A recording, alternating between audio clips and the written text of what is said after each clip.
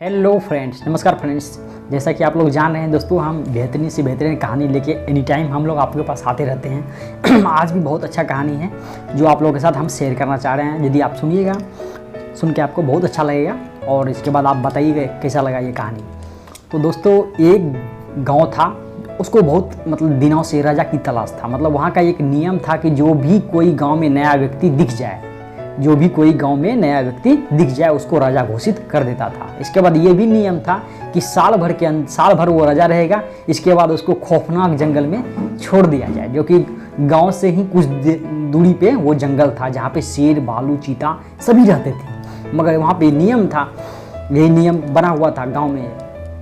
तो जो वो राज था, एक आदमी जो भी आदमी आता था उसको राजा घोषित कर दिया था। वो राजा बनकर तो खुश हो जाता था, चलो भाई अच्छा राजपाट हम चलाएंगे, सारा चीज राजा वाला काम करेंगे। मगर कुछ ही दिनों के बाद उसको जंगल में छोड़ दिया जाता। राजा का जैसे ही साल खत्म होता था तो कुछ दिनों के बाद उसको जंगल में छोड़ दिया जाता था। तो वहाँ पे शेर, भालू, चीता पता नहीं कैसा जिंदगी होता है, इसको समझ लीजिए एक प्रकार के मौत के मुँह में धकेल दिया जाता था। तो एक दिन इसी तरह साल बीतते चला गया। मगर एक दिन की बात है, एक चतुर आदमी जो कि बहुत बुद्धिमानी था दिमाग से, मगर परिस्थिति के कारण उसका हालत खराब था। मगर वो भी किसी तरह भटकते भटकते उस राज्य में चले गए जहाँ पे ये सब नियम लागू था।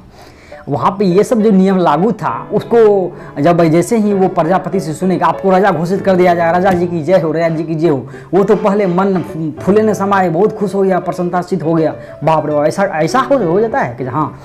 तो मंत्री से पूछा कि ऐसा क्या, कैसे बात है, कैसे? सर राजा जी, ये नियम ही है, इस गांव का नियम है, इस राज्य का नियम है, जो आप समझते हैं कि यहाँ पे जो भी पहला व्यक्ति दिख जाएगा, हाँ, साल के अंत में जो भी पहला व्यक्ति दिख जाएगा उसको राजा घोषित कर दिया जाता है। और साल भर के अंदर ही उसे पिछवाड़े वाले जंगल में छोड़ दिया जाता है जहाँ के शेर, भालू, चीता है, वहीं पे छोड़ दिया जाता है खाने पीने के लिए। आप यदि बचने का होगा बचेगा, नहीं तो आप जाइएगा। तो बोला, ये सुन के दर्द भी रहे। अब राजा अब था तो बुद्धिमान अंदर से, अब क्या करें?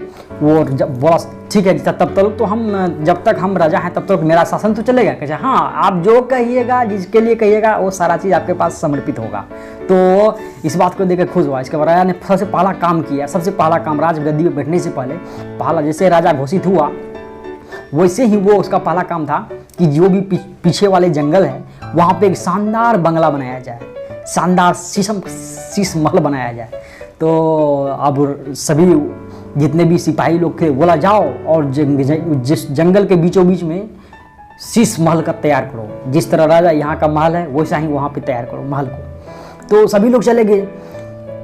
तो अब जितना भी था उसका शीश महल बन के तैयार हो गया। और इसका जो भी राजगद्दी का था, समय बीतते बीतते इसके बाद उसी जितना भी वहाँ के नियम के अनुसार, उस गांव के, उस राज्य के नियम के अनुसार उसको उसी जंगल में छोड़ दिया गया। तो राजा को छोड़ दिया गया उसी जंगल में। तो वहाँ से पहले तो शीश महल बना के तैयार कर ही दिया था। अब वहाँ पर भी ये राज की तरह रहने लगे, राजा की तरह रहने लगे। तो कहावत में है, बुद्धिमानी की हर हमेशा जीत होती है। एनी टाइम यदि बुद्धिमानी आपके दिमाग में है तो हर हमेशा आप विकट परिस्थितियों में भी आप जीत सकते हैं।